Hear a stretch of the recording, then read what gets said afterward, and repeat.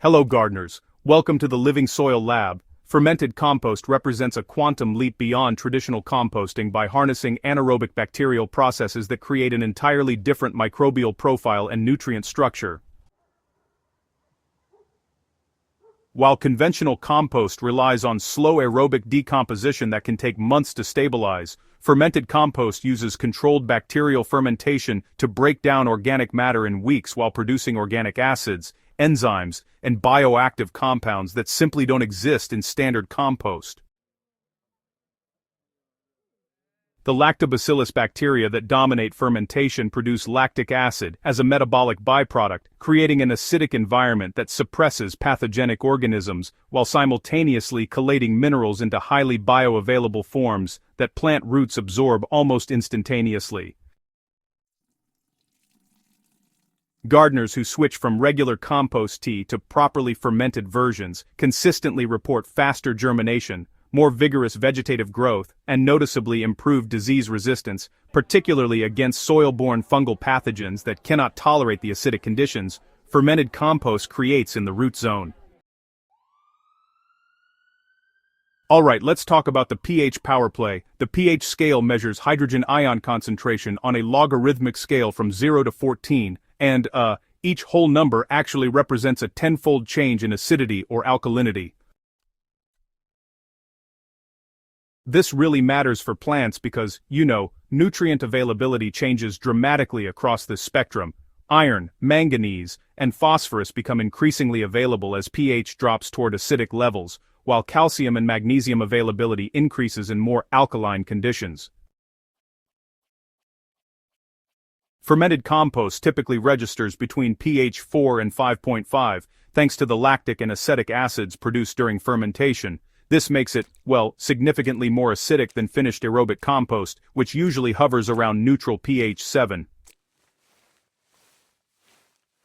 Testing your fermented compost's pH requires nothing more than inexpensive pH strips or a digital meter, both readily available at garden centers or online suppliers. Simply strain a small amount of liquid from your fermentation bucket, let it reach room temperature, then dip the strip or probe directly into the liquid for an accurate reading.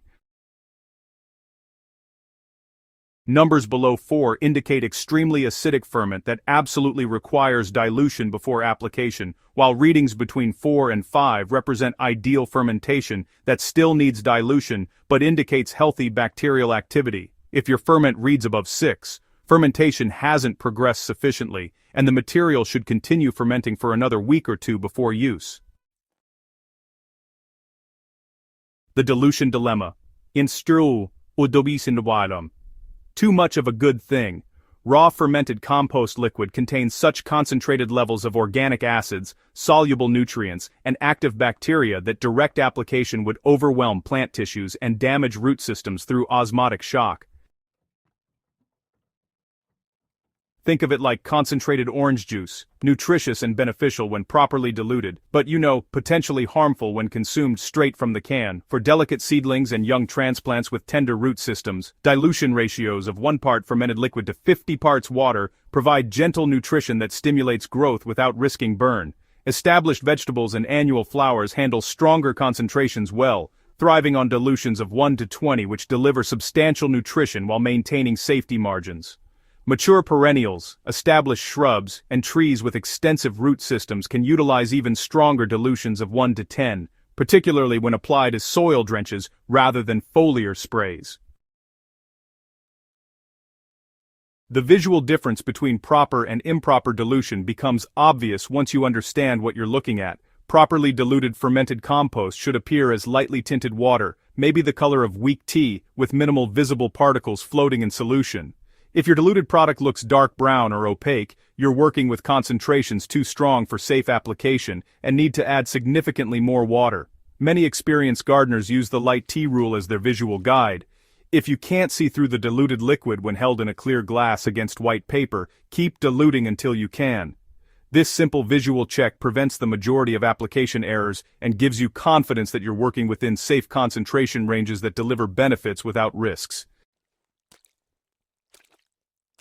Safeguarding your greenery plant safety first. nutrient burn from overconcentrated fermented compost manifests initially as leaf tip browning and margin scorching, progressing to widespread yellowing and wilting if not addressed immediately.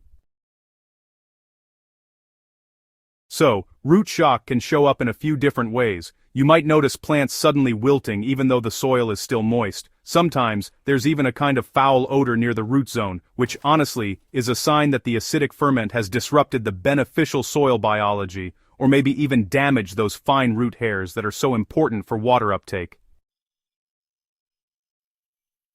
Both of these conditions really need quick action. You'll want to flush the affected areas with clean water, about 3 times the volume of the root zone, to help dilute and wash away any excess nutrients. After that, just let the soil dry out a bit before you get back to your regular watering schedule.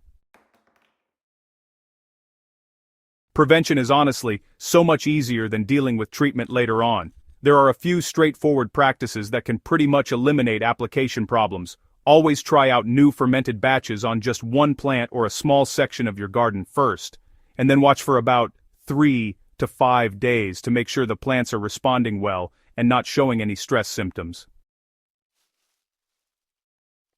So, when you're applying fermented solutions, it's best to use them on moist soil rather than dry ground. This is because existing soil moisture helps buffer those concentrated nutrients, and, it prevents them from shocking the roots. Also, never apply fermented products during the midday heat or when your plants are showing signs of water stress. Those conditions can really magnify potential damage by forcing already stressed plants to deal with extra nutritional loads they just can't properly process. If you notice any negative responses, go ahead and immediately switch to plain water applications for at least 2 weeks while your plants recover. After that, you can resume using fermented compost, but definitely do it at half your previous concentration.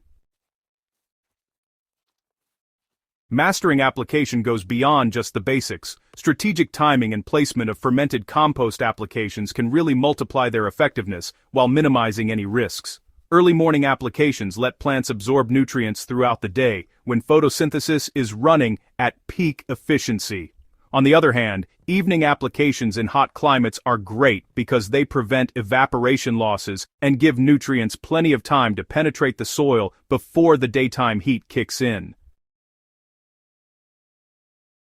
So, you'll want to apply as soil drenches around the drip line rather than directly against stems, targeting the active root zone where nutrient absorption happens most efficiently.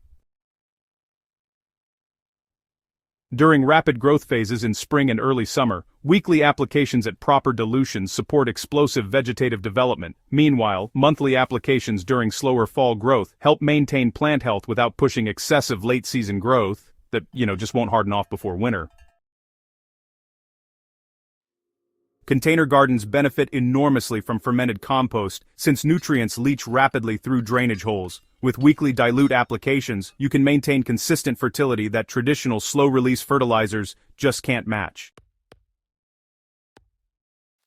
Fermented compost mastery really transforms your relationship with plant nutrition from guessing and hoping to knowing and succeeding. Subscribe to the Living Soil Lab for detailed fermentation recipes, troubleshooting guides, and side-by-side experiments comparing different dilution strategies across diverse plant families. And hey, share your fermentation successes and challenges in the comments to help fellow gardeners navigate this powerful technique with confidence and precision.